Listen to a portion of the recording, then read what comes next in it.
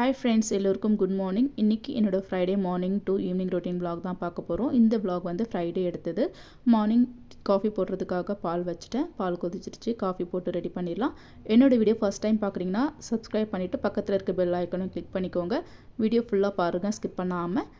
இன்றைக்கி ஃப்ரைடேன்றனால மார்னிங் எழுந்த உடனே வீடு வாசல்லாம் க்ளீன் பண்ணி பெருக்கிட்டு அதுக்கப்புறம் காஃபி போட்டு கொடுத்துட்டேன் ஹஸ்பண்டுக்கு. காஃபி போட்டு கொடுத்துட்டதுக்கப்புறம் நான் முந்தின நைட்டே பூஜைக்கு எல்லாம் ரெடி பண்ணி வச்சுட்டேன். விளக்கெல்லாம் தேய்ச்சி போட்டு வச்சு ரெடி பண்ணி வச்சுருந்தேன்.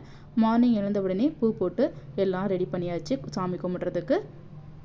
நான் இன்றைக்கி வந்து சாமிக்கு வந்து நெய்வேத்தியமாக வந்து ட்ரை நட்ஸ் தான் வச்சுருந்தேன். எல்லாமே பூ வச்சு எல்லாம் ரெடி பண்ணியாச்சு பூஜை பண்ணுறதுக்கு. ஃப்ரைடேன்றதுனால நமக்கு எப்போவுமே ஒர்க் வந்து அதிகமாக தான் இருக்கும். பூஜை பண்ணணும், அப்படியே பிரேக்ஃபாஸ்ட் லஞ்ச் எல்லாம் ரெடி பண்ணுறதுனால இன்றைக்கி பிரேக்ஃபாஸ்ட் வந்து சிம்பிளாக பண்ணிடலான்ட்டு மேகி ரெடி பண்ணிட்டேன். மேகி ரெடி பண்ணிவிட்டு ஃபஸ்ட்டு பசங்களுக்கு கொடுத்துட்டு அதுக்கப்புறம் என்னோடய பூஜை ஸ்டார்ட் பண்ணியாச்சு. எப்போவும் நம்ம பூஜை ஒர்க்லாம் இருக்கும்போது முதல் நாளே செஞ்சுட்டா நமக்கு அடுத்த நாள் வந்து ஈஸியாக இருக்கும்.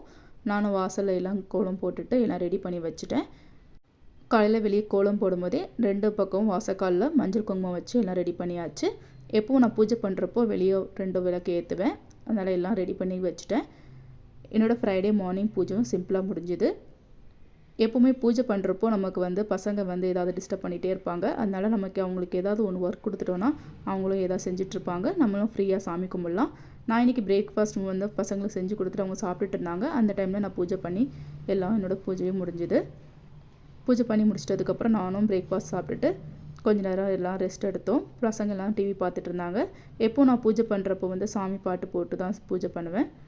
வெளியே எப்போவுமே இந்த மாதிரி 2 பக்கம் அகல் விளக்கு ஏற்றி சாமி கும்பிட்றது. என்னோடய ஃப்ரைடே பூஜை இன்றைக்கி இப்படி தான் சிம்பிளாக இருந்துச்சு. பசங்க கொஞ்ச நேரம் அப்படியே டிவி பார்த்துட்டு இருந்தாங்க. பசங்க டிவி பார்த்துட்டு இருக்கும்போது நமக்கும் ஒர்க் வந்து அப்படியே கொஞ்சம் கொஞ்சம் பண்ணிடலான்ட்டு எல்லாம் ரெடி பண்ணிட்டேன்.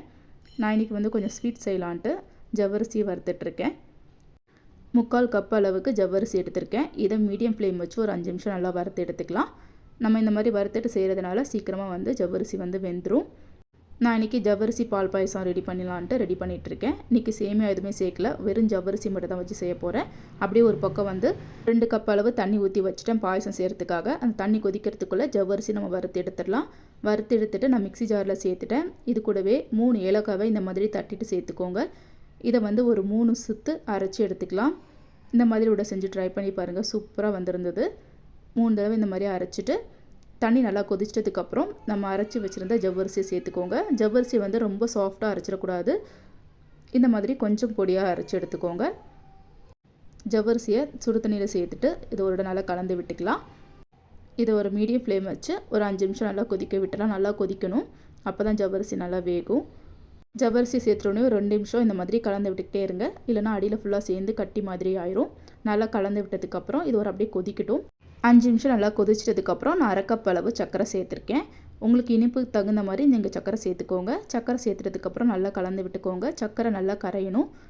இதை ஒரு மீடியம் ஃப்ளேம் வச்சு ஒரு 2 நிமிஷம் அப்படியே கொதிக்க விட்டுக்கோங்க. சர்க்கரை நல்லா கரைஞ்சிட்டதுக்கப்புறம் ஹை ஃப்ளேமில் வச்சு ஒரு 5 நிமிஷம் நல்லா கொதிக்க விட்டுக்கலாம். இது கொதிக்கிற ஸ்டேஜில் அப்புறம் ஒரு பக்கம் நம்ம வந்து முந்திரி வறுத்து எடுத்துக்கலாம். நான் 1 ஸ்பூன் அளவு நெய் சேர்த்துட்டு முந்திரி இந்த மாதிரி 2 உடச்சி சேர்த்துருக்கேன். முந்திரி நல்லா கலர் சேஞ்ச் ஆகிற வரைக்கும் வறுத்து எடுத்துக்கோங்க. சர்க்கரை நல்லா கரைஞ்சி இந்த அளவுக்கு தண்ணி நல்லா வற்றி இருக்கணும். நல்லா கொதிச்சிட்டதுக்கப்புறம் நம்ம வறுத்து வச்சுருக்க முந்திரியை சேர்த்துக்கலாம். நல்லா இந்த அளவுக்கு நல்லா கொதிச்சிட்டதுக்கப்புறம் முந்திரியை சேர்த்துக்கோங்க. முந்திரியை சேர்த்துட்டு நம்ம ஃப்ளேம் ஆஃப் பண்ணிடலாம். எப்போவுமே நம்ம ஜவ்வரிசி பால் பாயசம் வந்து சேமியா ஜவ்வரிசி 2 சேர்த்து செய்வோம். இந்த மாதிரி நீங்கள் ஜவ்வரிசி மட்டும் சேர்த்து செஞ்சு ட்ரை பண்ணி பாருங்கள், சூப்பராக இருக்கும். நான் முந்திரி சேர்த்துட்டதுக்கப்புறம் ஃப்ளேம் ஆஃப் பண்ணிட்டேன். இது ஒரு 5 நிமிஷம் அப்படியே மூடி போட்டு வச்சுருங்க. பாயசம் கொஞ்சம் சூடு ஆறிட்டதுக்கப்புறம் காய்ச்சி வச்சுருக்க 1 கப் அளவு பாலை நான் சேர்த்துக்கிறேன். பால் வந்து திக்காக சேர்த்துக்கோங்க, அப்போ தான் பாயசம் சாப்பிட்றதுக்கு நல்லாயிருக்கும். பால் சேர்த்துட்டதுக்கப்புறம் நல்லா கலந்து விட்டுக்கலாம். சுவையான ஜவ்வரிசி பால் பாயசம் சூப்பராக ரெடி ஆகிடுச்சு. நீங்களே இந்த மாதிரி சிம்பிளாக செஞ்சு ட்ரை பண்ணி பாருங்கள், டேஸ்ட்டு செம்மையாக இருக்கும். எப்போவுமே நம்ம பாயசம் வந்து ஜவ்வரிசி வந்து வேகிறதுக்கு கொஞ்சம் லேட் ஆகும். ஒரு 10 நிமிஷம் அப்படியே மூடி போட்டு வச்சுருங்க, அந்த சூட்லேயே நல்லா வெந்துடும். மதியம் லஞ்சுக்கு வந்து நான் சிம்பிளாக லஞ்ச் செஞ்சிடலான்ட்டு தக்காளி சாதம் ரெடி பண்ணிகிட்ருக்கேன்.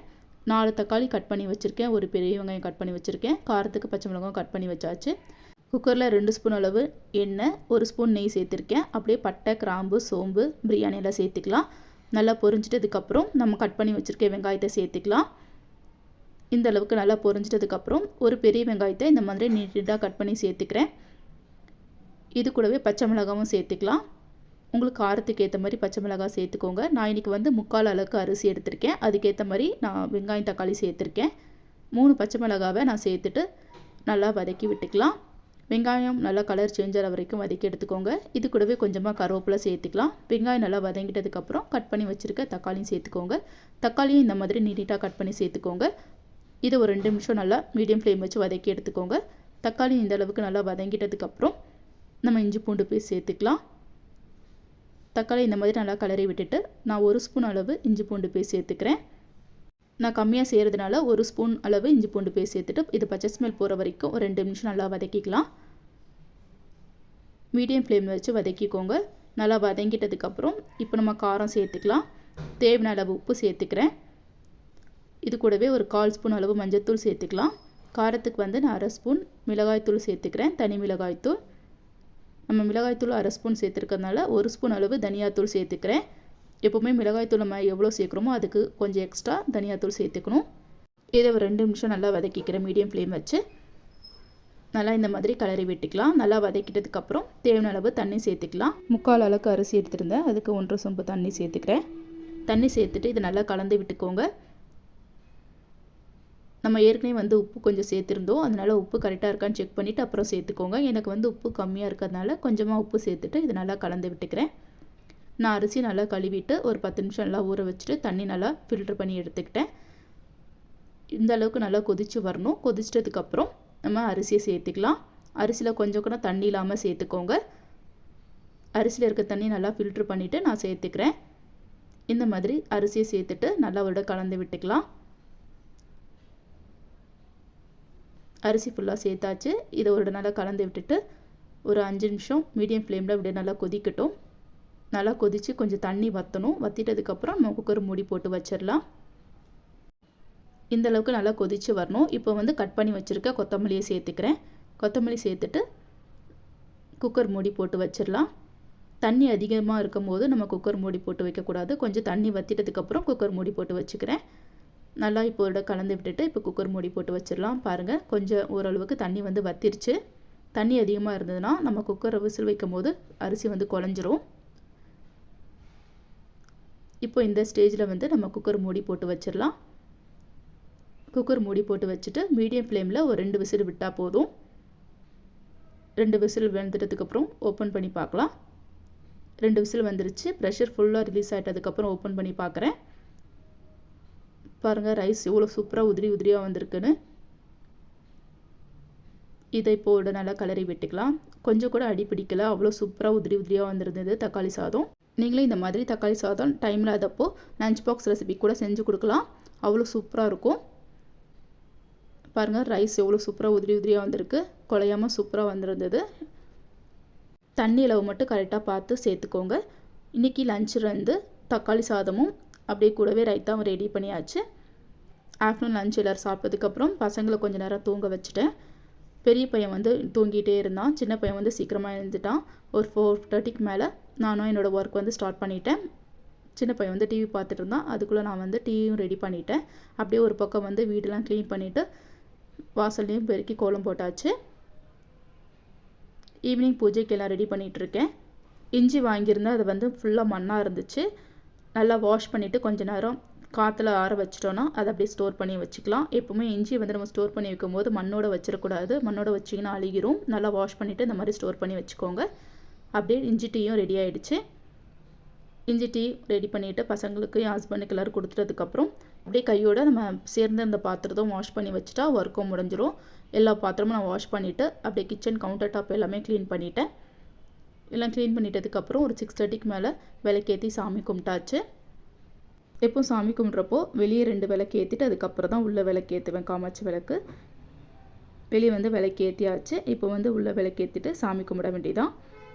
பூஜை ரூம்லேயும் காமாட்சி விளக்கு ஏற்றிட்டேன். இன்றைக்கி வந்து பிரஜின் ஊதுவத்தி ஏற்றி சாமிக்கு காமிக்கிறமான்னு சொன்னான். அதனால் அவனையும் சரி பாடட்டோன்ட்டு விட்டுட்டேன்.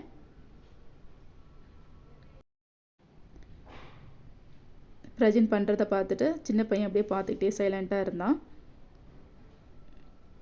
எல்லோரும் சாமி கும்பிட்டு முடிச்சாச்சு. ஃப்ரைடே ஈவினிங் என்னோட பூஜை முடிஞ்சுது. பசங்களும் அப்படியே சாமி கும்பிட்டுட்டு கொஞ்ச நேரம் வெளியே விளையாடிட்டு இருந்தாங்க.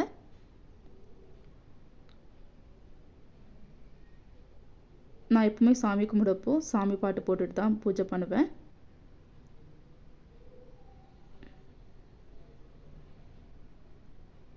பிரஜினும் ஜெயும் வெளியே கொஞ்ச நேரம் விளையாடிட்டு இருந்தாங்க.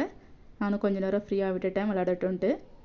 பசங்க கொஞ்ச நேரம் அப்படியே விளையாடிட்டு இருந்தாங்க. அதுக்கப்புறம் 8 o'clock மேலே சந்தைக்கு போயிட்டு தேவையான வெஜிடபிள்ஸ் எல்லாம் வாங்கிட்டு வந்துட்டேன். நெக்ஸ்ட் வீக் தேவையான வெஜிடபிள்ஸ் எல்லாம் வாங்கிட்டு வந்தாச்சு. இந்த வீடியோ உங்களுக்கு கண்டிப்பாக பிடிச்சிருக்கும் நம்புகிறேன். இந்த வீடியோ பிடிச்சிருந்தா என் சேனல் லைக் பண்ணுங்கள், ஷேர் பண்ணுங்கள், கமெண்ட் பண்ணுங்கள். மறக்காமல் பிஜிஸ் கிச்சனை சப்ஸ்கிரைப் பண்ணிக்கோங்க. தேங்க்ஸ் ஃபார் வாட்சிங்.